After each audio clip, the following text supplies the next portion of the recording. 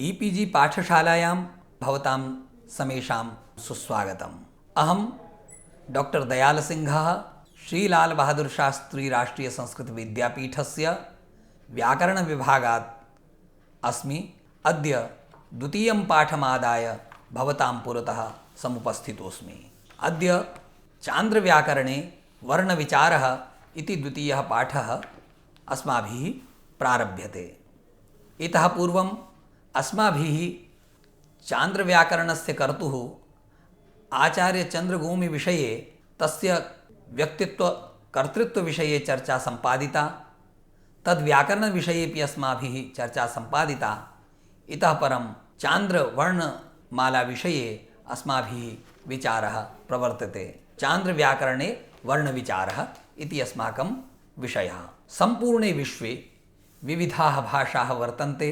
तासां भाषाणां स्वरूपं प्रकृतिर्वा परस्परं विशेषेण भिद्यते। भाषायाः स्वरूपम् आधृत्यैव मनीषिभिः तदनुगुणं शब्दानुशासनं व्याकरणं वा विधीयते। तत्र पाणिनिप्रमुखैराचार्यैः संस्कृतभाषायाः यद्व्याकरणं प्रोक्तं तस्य वैज्ञानिकता विश्वप्रसिद्धा वर्तते। पाणिनीयं तदितरं च व्याकरणं सम्यक् समालोच्यैव चन्द्रगोम्याचार्येण लघुविस्पष्टसम्पूर्णं व्याकरणं प्रणीतं।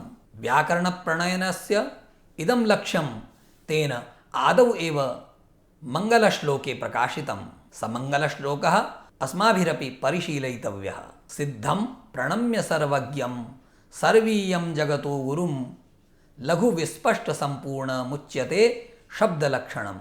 तादृशं व्याकरणं भवेत् यत्र लघुतापि स्यात्, विस्पष्टतापि स्यात्, सम्पूर्णता अपि स्यात्। एतैः गुणैः समन्वितं व्याकरणं तेन प्रणीतं, प्रतिज्ञा च स्वकीया साधिता। ये तत्र वस्तुतः वर्णाः भवन्ति, भाषायां लघुतमाध्वनयः एव वर्णाः भवन्ति इति वक्तुं शक्यते। तेषामेव ध्वनिविशेषाणां वर्णानां समूहो भवति वर्णमाला। कस्यापि भाषाविशेषस्य उच्चारणस्य कृते ये ध्वनयः सर्वथा उपादेयाः भवन्ति तेषां समावेशो वर्णमालायां विधीयते। अनेन स्पष्टं भवति यत् इयं वर्णमाला भाषायाः कृते कियती महत्त्वाधायिनी वर्तते। संस्कृतभाषाया इयं वर्णमाला अत्यन्तमेव वैज्ञानिकी वर्तते इति जानन्ति भवन्तः। अत्र वर्णोच्चारणानुगुणमेव शब्दोच्चारणं भवति। अत्र अस्माकं वर्णविचारप्रसङ्गे प्रत्याहारपद्धतिः अत्यन्तमेव महत्त्वपूर्णा वर्तते। व्याकरणशास्त्रे लाघवम् उत्पादयितुं वैयाकरणमनीषिभिः प्रत्याहारपद्धतिरङ्गीकृता। सामान्यरूपेण वयम् अ आ इ ई इति कृत्वा वर्णमालां पठामः, पाठयामश्च। परं तत्र व्याकरणशास्त्रे वर्णमाला नाम प्रत्याहारो नाम एकं विलक्षणं वर्तते साधनं, येन संक्षेपेणैव वर्णानाम् अवबोधोऽपि भवति, व्याकरणशास्त्रमपि सम्यक् प्रकारेण प्रवर्तते। को नाम प्रत्याहार इति विचारणायाः प्राक् इदम् उल्लेखनीयं यत् अयं प्रत्याहारशब्दो विविधार्थेषु विविधशास्त्रेषु प्रयुज्यते। वस्तुतः योगशास्त्रे योगस्य अष्टाङ्गेषु प्रत्याहारो नाम वर्तते पञ्चममङ्गं, यस्यार्थो भवति चित्तस्य कर्णादीन्द्रियाणां शब्दादिविषयेभ्यो निवृत्तिः। तथैव नाट्यशास्त्रेपि पूर्वरङ्गस्य अङ्गत्वेन प्रत्याहारशब्दः प्रयुक्तः। अत्र कुतुपानां वाद्ययन्त्राणां वा संस्कारसज्जीकरणपूर्वकं स्थापनं प्रत्याहार उच्यते। व्याकरणशास्त्रे कात्यायनेन प्रथमतया अस्य शब्दस्य प्रयोगः कृतः। महाभाष्ये तु आचार्येण बहुधा भगवता पतञ्जलिना प्रत्याहारशब्दस्य प्रयोगः कृतः। टीकाकारैः प्रत्याहारशब्दार्थः बाहुल्येन अधिकरणे घञप्रत्यये प्रयोगेण निरूप्यते। प्रत्याह्रियन्ते संक्षिप्यन्ते वर्णाः यस्मिन् यत्र वा स प्रत्याहारः। अपरे केचिद् विद्वांसः बाहुल्यं हेयम् उपायं मन्यन्ते। भावे घया प्रत्याहरणं प्रत्याहार इति शब्दं साधयन्ति। तत्र प्रत्याहारः प्रत्याहरणम् इत्यनेन अस्माकम् अभीष्टं तु न सिद्ध्यति, परं तथापि ते वैयाकरणाः अर्षादौ आकृतिगणे अस्य पाठं मत्वा पाठं परिकल्प्य मत्वर्थीयम् अच् प्रत्ययं विधाय शब्दसिद्धिं प्रदर्शयन्ति। अर्थात् प्रत्याहरणं प्रत्याहारः इति तु अस्माभिः साधित एव। प्रत्याहारः अस्यास्ति अस्मिन्नस्ति वा स प्रत्याहारः। अनेन प्रकारेण सम्यक् प्रकारेण प्रत्याहारशब्दः विद्वद्भिः साध्यते। वस्तुतः प्रत्याहारसूत्राणां वैशिष्ट्यं विचार्य एव पाणिनीयशब्दानुशासनमर्मज्ञैः इमानि सूत्राणि माहेश्वरसूत्राणि शिवसूत्राणि वा उच्यन्ते। तत्र इयं मान्यता तु सर्वैः सुविदिता यत् इमानि 14 सूत्राणि महर्षिणा पाणिनिना महत्तपोविधाय महेश्वरादधिगतानि। तथा हि उच्यते नृत्तावसाने नटराजराजो ननादढक्कां नवपञ्चवारम् उद्धर्तुकामः सनकादिसिद्धानेतद्विमर्शे शिवसूत्रजालम्। वर्णसमाम्नाय इत्युक्त्वा पाणिनीये तन्त्रे अस्याः सूत्रचतुर्दश्याः वेदत्वम् अङ्गीकृत्य प्रत्याहारसूत्राणि महतीं प्रतिष्ठां नीतानि। तथा हि उच्यते नन्दिकेश्वरकाशिकायामेव येनाक्षरसमाम्नायमधिगम्य महेश्वरात् कृत्स्नं व्याकरणं प्रोक्तं तस्मै पाणिनये नमः। अस्मिन्नेवोपक्रमे चन्द्राचार्येण अपि प्रत्याहारसूत्राणि आदौ एव प्रोक्तानि। पाणिन्यादिविविधवैयाकरणपरिशीलनेन तेन स्वकीये व्याकरणे 13 एव प्रत्याहारसूत्राणि पठितानि। तेषाम् उपस्थापनम् अत्र विधीयते। अयुण् ऋल् एओङ् ऐ औच् हयवरलण् यमङणनं झभय घढधश् जबगडदश् ख फ छ ठ थ चटतौ कपय शशसर् हल्। अत्र उल्लेखनीयं यत् आचार्येण चन्द्रगोमिना महता कौशलेन हयवरट् लण् चेति माहेश्वरसूत्रयोः स्थाने एकमेव हयवरलण् इति सूत्रं साधितम्। अत्र प्रत्याहारसूत्रे ये वर्णाः सन्ति तेषां विन्यासक्रमो विलक्षणो वर्तते। तथा हि अयुण् ऋलिक् एवुङ् ऐऔच् प्रारम्भिकेषु एतेषु 4 सूत्रेषु स्वराणामेव पाठः कृतः। पञ्चमे सूत्रे हयवरलण् इत्यत्र हकारं विहाय सर्वे वर्णाः अन्तःस्थाः वर्णाः वर्तन्ते। ततः परं यमगणनम् इत्यत्र कवर्गस्य चवर्गस्य टवर्गस्य इत्येतेषां वर्गाणां समेषां पञ्चमवर्णाः एव समुपस्थापिताः। ततः परं सप्तमाष्टमयोः सूत्रयोः झवय घढधश् इत्यत्र ये चतुर्थवर्णाः वर्गस्य वर्तन्ते तेषां समाहारः कृतः। तृतीयवर्णाः ये वर्तन्ते तेषाम् उपन्यासः तेन 9मे सूत्रे कृतः जबगडदश् इत्यत्र। अत्र दशमे एकादशे च उभयोः सूत्रयोः द्वितीयप्रथमयोः सूत्रयोः उपन्यासः आचार्येण कृतः। यथा ख फ छ ठ थ चटतौ कपय ख फ छ ठ थ चटतौ कपय इत्यत्र उभयोः सूत्रयोः द्वितीयवर्णानां वर्गस्य च प्रथमवर्णानां पाठः कृतः। ततः परं 12 सूत्रे शश सर् इत्यत्र ऊष्मवर्णानां पाठः कृतः। हल् इत्यस्मिन् 13 सूत्रेपि हकारः ऊष्मवर्णो वर्तते। अत्र इदम् अवधेयं यत् हकारस्य वारद्वयम् आचार्येण पाठः कृतः।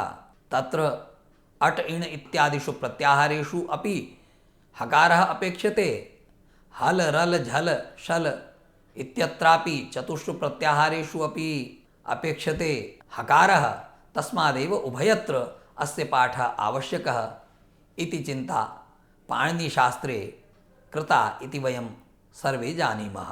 तथैव अत्रापि अवगन्तव्यम्। अत्र उल्लेखनीयं यत् आचार्येण चन्द्रगोमिना महता कौशलेन हयवरट् लण् चेति माहेश्वरसूत्रयोः स्थाने एकमेव हयवरण् इति सूत्रं पठितम्। एतत् प्रकरणदृष्ट्या यानि महत्त्वपूर्णानि सूत्राणि वर्तन्ते तेषां संक्षेपेण विवरणम् इह प्रस्तूयते। इत्संज्ञाविधायकं सूत्रम् अनंशचिह्नम् इति आचार्येण पठितम्।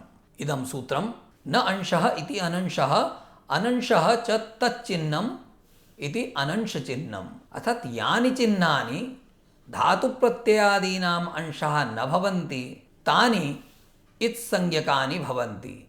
यदि तत्र प्रयुक्तानि इत्संज्ञकानि भवन्ति तेषां लोपः अपि सुतरां जायते, यतोहि ते अंशभूताः न भवन्ति। अत्र प्रत्याहारसूत्रेषु ण क ङ च चेत्यादीनि ध्वनिचिह्नानि सूत्राणाम् अंशः न सन्ति, तस्मादेव एतानि इत्संज्ञकानि भवन्ति। अपरं सूत्रं वर्तते आदिरिता समध्यः। आदिः इता समध्यः।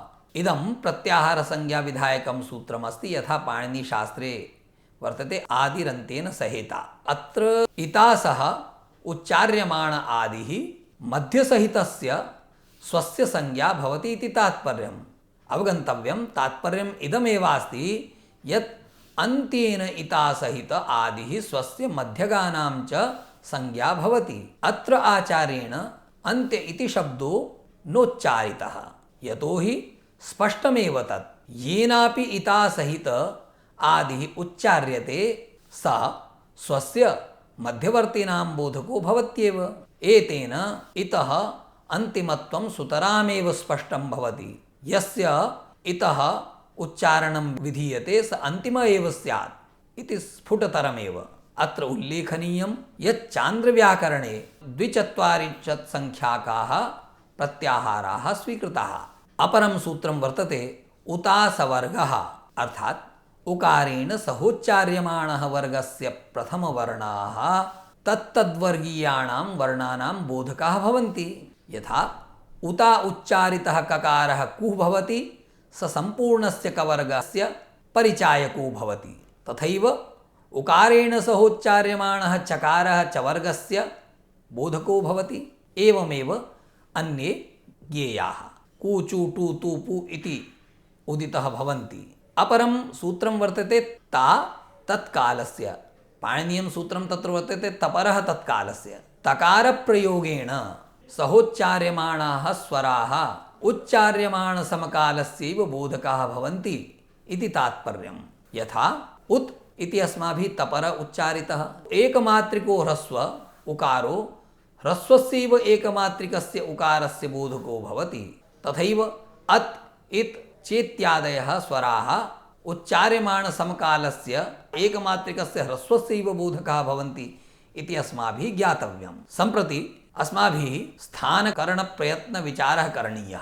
स्थानकरणप्रयत्नेभ्यः वर्णाः जायन्ते। सावर्ण्यपरीक्षायां किञ्च आन्तरतम्यपरीक्षायां च स्थानादिविचारो महत्वाधायी वर्तते। पाणिनिव्याकरणे विवरणमिदं पाणिनिशिक्षायाम् उपलभ्यते, परं चन्द्राचार्येण अस्य कृते पार्थक्येन स्वकीये व्याकरणे वर्णसूत्राणि समुपनिबद्धानि। तदनुसारेण उच्चारणस्थानादीनां विवरणम् अधः प्रस्तूयते। अत्र उच्यते कंठ अकुह विसर्जनीयानां। तात्पर्यम् अकुह अकारः, कूनाम कवर्गः, हकारो, विसर्गश्च इत्येतेषाम् उच्चारणस्थानं कंठप्रदेशः। तथैव कंठतालुकम् इत् एत् ऐताम्। इदम् अवधेयं यदत्र व्याकरणे अनेकेषु सूत्रेषु सन्धिविरहितः पाठः कृतः, तेन पाठकानां स्फुटतया बोधो जायते, तस्मात् अत्र संहिता न कृता। कंठतालुकम् इत् एत् ऐताम् इकारस्य एकारस्य ऐकारस्य च स्थानं कंठः तालु च वर्तेते। अन्येषु शिक्षाग्रन्थेषु इकारस्य स्थानं केवलं तालु एव स्वीकृतम्। परं चन्द्राचार्यस्य अयं विशेषः यत् अनेन स्वकीये व्याकरणे कंठतालुके एव इकारस्य उच्चारणस्थाने स्वीकृते। तत्र उच्यते कंठोष्ठम् उत् ओत् औताम्। उकारस्य ओकारस्य औकारस्य च स्थानं कंठोष्ठं भवति इति तात्पर्यम्। उकारस्य स्थानम् अन्यैः शिक्षाग्रन्थकारैः यद्यपि ओष्ठ एव स्वीकृतस्तथापि चन्द्राचार्येण उकारस्य समावेशः अत्र कृतः। ततः परमुच्यते मूर्धा ऋटुरषाणां ऋकारः टवर्गः रेफः षकार इत्येतेषां वर्णानाम् उच्चारणस्थानं मूर्धा भवति इति स्पष्टं। दन्ता लृतुलसानां लृकारः तवर्गः लकारः सकारः इत्येतेषां वर्णानाम् उच्चारणस्थानं दन्तु वर्तते। नासिका अनुस्वारस्य उच्चारणस्थानं नासिका भवति। सूत्रं वर्तते स्वस्थाननासिका ङ य ण न मानां। पाणिनिशास्त्रे यमगणनानां नासिका इति उच्यते, परम् अत्र ङकारस्य पूर्वपाठः कृतः। कवर्गादारभ्य प्रथमं ङकारस्य, चवर्गादारभ्य प्रथमं यकारस्य, तथैव क्रमभङ्गः अत्र न दृष्टः। ककारः यकारः णकारः नकारः मकारः इत्येतेषां वर्णानाम् उच्चारणस्थानं निर्दिश्यमानैः सवर्गवर्णोच्चारणस्थानैः सह नासिकापि वर्तते। यथा ङ इत्यस्य उच्चारणस्थानं कवर्गे अन्तर्भावात् कण्ठो वर्तते, तदितिरिक्तं नासिकापि वर्तते। तथैव तालु इचु यशानाम् अग्रिमं सूत्रं वर्तते, परम् इतः परम् इदमपि द्रष्टव्यं, यतोहि अस्य सूत्रस्य पाठः क्रियमाणः वर्तते। परं यकारस्यपि उच्चारणस्थानं द्रष्टुं शक्यते। तस्य मूलमुच्चारणस्थानं तु चकारादिवर्णैः सह तालु वर्तते, तथापि अत्र पाठात् नासिकापि तस्य उच्चारणस्थानम्। एवमेव णकारस्य नकारस्य मकारस्य च। तर्हि अग्रिमं सूत्रमुच्यते तालु इचु यशानां। स्पष्टमेव इकारः चवर्गः यकारः षकारः इत्येतेषां वर्णानाम् उच्चारणस्थानं भवति तालु ओष्ठौ उपूपद्मानीयानाम्। उकारः पकारः उपद्मानीय इत्येतेषां वर्णानाम् उच्चारणस्थानम् ओष्ठद्वयं वर्तते। उपद्मानीयवर्णः कः उच्यते? यथा कः पठति इति वयम् उच्चारयामः, तर्हि अस्य स्थाने प्रयोगो भवति विसर्गस्य स्थाने अत्र उपध्मानीयो भवति कप् पठति इति। अयं विलक्षणः यः ध्वनिः वर्तते स उपध्मानीयध्वनिः विद्यते। ततः परं दन्त ओष्ठं वकारस्य उच्चारणस्थानं दन्त ओष्ठं च वर्तेते। जिह्वामूलं जिह्वामूलीयस्य वर्णस्य उच्चारणस्थानं जिह्वामूलं वर्तते इति तात्पर्यं। को नाम जिह्वामूलीयवर्णः इति उच्यते चेत् कः करोति इत्यत्र विसर्गस्य स्थाने यदा जिह्वामूलीयः आदेशः भवति तदा अस्य उच्चारणं भवति कक् करोति इति। ककारादनन्तरम् अस्माभिः अकार उच्चार्यते, अकारात् परं यः विलक्षणध्वनिः अस्माभिः उच्चार्यते स एव जिह्वामूलीयः। एवम् एतेषां वर्णानाम् उच्चारणस्थानानि अस्माभिः परिशीलितानि। इतः परं करणम् अस्माभिः विचारणीयं।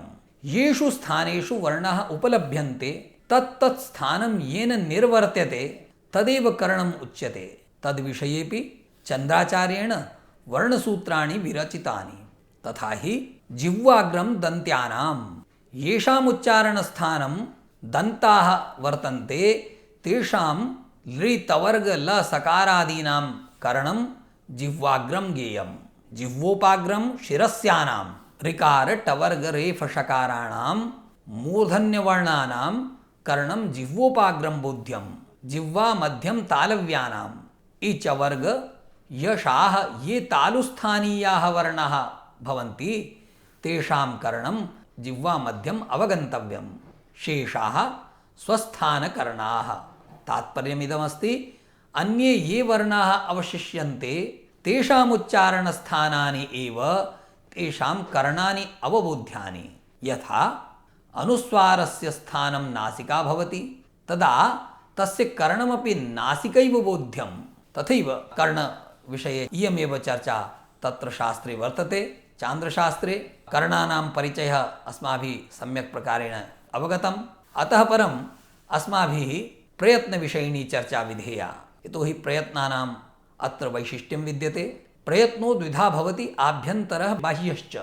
आभ्यन्तरप्रयत्नः आचार्येण आभ्यन्तरप्रयत्नः चतुर्धा विभक्तः। संवृतत्वं, विवृतत्वं, स्पृष्टत्वं, ईषत् स्पृष्टत्वं चेति। संवृतत्वम् अकारस्य आदौ इदं सूत्रं वर्तते। ह्रस्वस्य अकारस्य प्रयत्नः संवृतत्वम् इति स्पष्टमेव।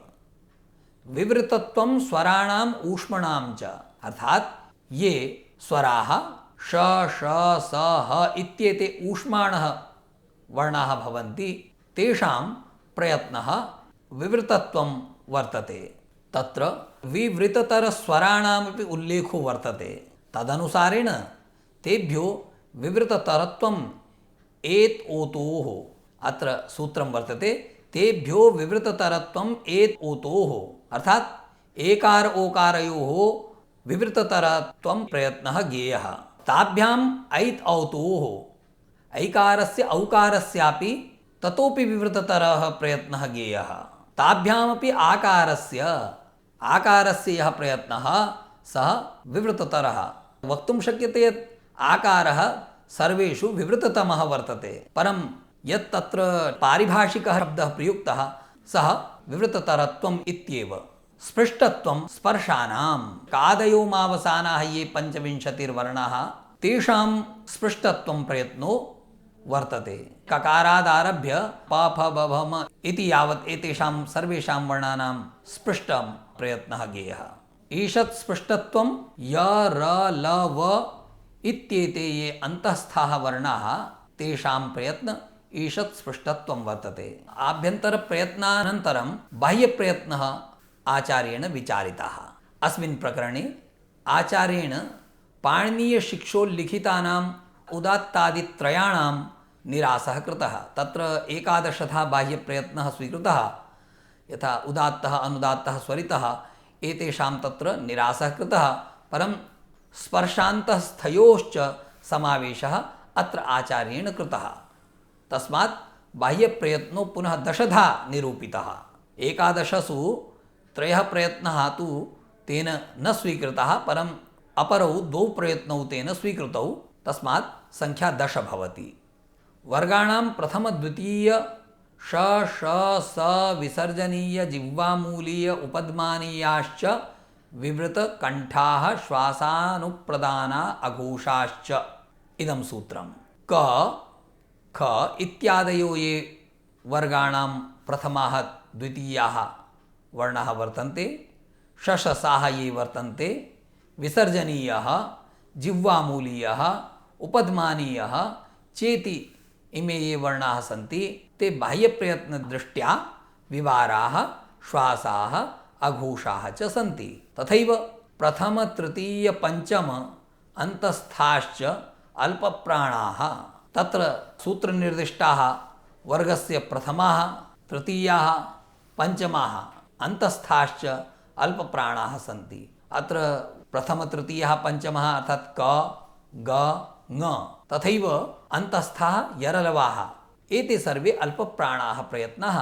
ततः परम् इतरे महाप्राणाः अल्पप्राणभिन्नाः वर्गस्य द्वितीयचतुर्थाः, यथा कवर्गस्य द्वितीयः वर्तते खकार ख, चतुर्थः वर्तते घकारः, तथैव चवर्गस्य छ झ इति, टवर्गस्य ठ ढ इति एते ये वर्णाः वर्तन्ते द्वितीयचतुर्थाः। ऊष्माणः वर्णाः ये वर्तन्ते यथा श ष स ह एते महाप्राणाः भवन्ति। तदनु उच्यते तृतीयचतुर्थपञ्चमाः सानुस्वार अन्तस्थ हकाराः संवृतकण्ठाः नादानुप्रदानाः घोषवन्तः, अर्थात् वर्गाणां तृतीयाः चतुर्थाः पंचमाः, यथा कवर्गस्य ग घ ङ, चवर्गस्य ज झ य इत्यादयः, तथैव अनुस्वारः यकाराद्यन्तस्थाः य व र ल इत्येते, हकारः च इत्येते वर्णाः संवाराः नादाः घोषाश्च। तत्र इदं सविशेषं ज्ञेयं यत् नादाः घोषाः ये वर्णाः सन्ति ततः इतः पूर्वम् अस्माभिः अघोषाः पठिताः, तर्हि अवशिष्टाः घोषाः भवन्ति। पूर्वम् अस्माभिः विवाराः पठिताः, ते संवाराः भवन्ति। द्वितीयचतुर्थ श स हाश्च ऊष्माणः। द्वितीयचतुर्थ अर्थात् कवर्गस्य द्वितीयः वर्तते ख, चतुर्थः वर्तते घ, तथैव छ झ ठ ढ इत्येते ये द्वितीयचतुर्थवर्णाः सन्ति। तथैव श ष स ह इत्येते वर्णाः ऊष्माणः सन्ति। कादयो मावसानाः स्पर्शाः तत्र उच्यते ककारादारभ्य मकारपर्यन्तं ये पञ्चविंशतिवर्णाः सन्ति ते स्पर्शाः ज्ञेयाः। अन्तःस्थाः यरलवाः स्पष्टमेव यत् य र ल व इत्येते वर्णाः अन्तःस्थाः सन्ति। अत्र अस्माभिः आभ्यन्तरप्रयत्नविषये विचारणा तु पूर्वं कृतैव, बाह्यप्रयत्नविषयेपि विचारणा अस्माभिः कृता। सम्प्रति प्रयत्नविवेकः तु अस्माकं सम्पूर्णः। सम्प्रति स्वरभेदविषये आचार्येण चर्चा कृता। स्वरभेदः नास्ति अत्र किमपि काठिन्यं। वर्णसूत्रान्ते आचार्येण चन्द्रभूमिना स्वरभेदः प्रदर्शितः। कैश्चिदाचार्यैः उच्यते स्वयं राजन्ते इति स्वराः। येषाम् उच्चारणस्य कृते कस्यापि इतरस्य व्यञ्जनादेः उच्चारणस्य आवश्यकता न भवति। परं व्यञ्जनस्य उच्चारणस्य कृते तु स्वरस्य आवश्यकता भवत्येव। यथा क ख ग घ ङ इति यदा वयम् उच्चारणं कुर्मः तदा अकारं विना अर्थात् स्वरं विना येषाम् उच्चारणं न कर्तुं प्रभवामः। अत्र च अकारः ह्रस्वः दीर्घः प्लुत इति त्रिधा भिन्नः। प्रत्येकम् उदात्त अनुदात्त स्वरितभेदेन अनुनासिक निरनुनासिकभेदेन च 18 भवति। एवम् इवर्ण उवर्ण ऋवर्णश्च तथैव एतेषां समेषाम् 18 भेदाः जाताः। लृवर्णस्य दीर्घा न सन्ति, तेन स 12 भवति। सन्ध्यक्षराणाम् ए ऐ ओ औ इत्येतेषां ह्रस्वाभावात् तानि अपि 12 भवन्ति। अत्र उल्लेखनीयं यत् ए ऐ ओ औ सन्ध्यक्षराणि उच्यन्ते। यथा अकार इकारस्य योगेन एकारः भवति तथैव अकार एकारस्य योगेन ऐकारः भवति। अकार उकारस्य योगेन ओकारः भवति तथैव अकार ओकारस्य योगेन औकारः भवति। तस्मादेव एते सन्ध्यक्षराणि उच्यन्ते। तत्र उच्यते एकमात्रिकः ह्रस्वः। स्पष्टमेव ह्रस्वः यः वर्णः स एकमात्रिको भवति। द्विमात्रिकः दीर्घः। यथा अ इ उ इति ह्रस्वः एकमात्रिकः तथैव आ इ उ इत्यत्र मात्राद्वयं वर्तते, तस्मात् दीर्घ उच्यते। तथैव त्रिमात्रिकः प्लुतः ज्ञेयः। त्रिमात्रिकः प्लुतः इति सूत्रं वर्तते। आ इ उ इति मात्रात्रयस्य वयम् उच्चारणं कुर्मः तदा एते प्लुताः ज्ञेयाः। तथैव उच्चैरुदात्तः नीचैरनुदात्तः समाहारस्वरितः इति सूत्राणि तत्र उपन्यस्तानि। तत्र उच्यते स्वस्थानानुनासिक निरनुनासिकश्च अन्तःस्थाः द्विप्रभेदाः रेफवर्जिताः। अन्तःस्थाः रेफं विहाय अन्ये सर्वे यवलाः द्विधा वर्तन्ते, अनुनासिकाः निरनुनासिकाः च। इत्थम् अनेन विवरणेन स्पष्टं भवति यत् आचार्येण चन्द्रभूमिना प्रत्याहारसूत्रेषु व्याकरणस्य मूलसूत्रेषु वर्णसूत्रेषु या सामग्री समुपनिबद्धा तस्य एव संग्रहः अस्माभिः अत्र समुपस्थापितः। अत्र आचार्येण वर्णविचारसम्बद्धा नानापक्षाः महता नैपुण्येन स्पष्टतया च प्रतिपादिताः। वर्णविचारः व्याकरणाध्ययनस्य प्रथमं सोपानं वर्तते। अस्य प्रकरणस्य सम्यक् प्रकारेण परिशीलनं विना व्याकरणाध्ययनं सर्वथा दुष्करम्। तस्मात् इदं प्रकरणं सम्यक् प्रकारेण परिशील्य एव व्याकरणे प्रवेशः सुकरः भवति। अस्माभिः अस्मिन् प्रकरणे चान्द्रव्याकरणे यः वर्णविचारः पठितः तत्र प्रमुखाः बिन्दवः एकदा पुनः अस्माभिः स्मरणीयाः। अस्माभिः सर्वप्रथमं वर्णमालायाः वैशिष्ट्यं, का नाम वर्णमाला इति सर्वम् आदौ पठितं। ततः वर्णसङ्ग्रहार्थम् अस्माभिः या पद्धतिः अङ्गीक्रियते सा प्रत्याहारपद्धतिः अस्माभिः चर्चिता। को नाम प्रत्याहारः, प्रत्याहारस्य पारिभाषिकशब्दत्वेन यो व्यवहारः योगादिशास्त्रेषु विधीयते तस्यापि अस्माभिः परिशीलनं कृतं। तदनु चान्द्रप्रत्याहारसूत्राणि अस्माभिः परिशीलितानि। तत्र 13 एव चान्द्र प्रत्याहार सूत्राणि भवन्ति। हैवरट् लण् इत्यनयोः एकम् एव सूत्रं सन्धाय आचार्येण 13 एव सूत्राणि पठितानि। तदनु स्थानकरणप्रयत्नविचारः अस्माभिः कृतः। वर्णस्थानानि एतानि अत्यन्तमहत्त्वपूर्णानि वर्तन्ते। कस्य वर्णस्य किम् उच्चारणस्थानम् इति विचार्यैव अस्माभिः आन्तरतम्यपरीक्षा कर्तुं शक्यते। तत्र करणम् अपि अस्माभिः पठितं, ततः परं प्रयत्नः अपि पठितः। प्रयत्नविचारे अस्माभिः आभ्यन्तरप्रयत्नः बाह्यप्रयत्नः इति प्रयत्नद्वयं चर्चितं। प्रयत्नद्वयस्य भेदप्रभेदाः अपि अस्माभिः विचारिताः। ह्रस्व दीर्घ प्लुत इत्यादयः ये स्वरभेदाः भवन्ति, ततः परम् अपि अकारः अष्टादशधा इकारः अष्टादशधा इति श्रवणे आधुनिकाः छात्राः आश्चर्यान्विताः भवन्ति। परं कथम् एते अष्टादशधा इत्यपि अस्माभिः अत्र प्रकरणे निरूपितं सर्वम्। एवम् इदं सर्वं प्रकरणम् अस्माकं कृते अत्यन्तमेवोपकारकं वर्तते। भवतां समेषां छात्राणाम् अनेन प्रकरणेन व्याकरणप्रवेशः सुकरः भविता इत्याशास्महे वयं। नूतनं पाठमादाय पुनः भवतां पुरतः समुपस्थास्यामः। शुभमस्तु भवतां समेषां। नमो नमः।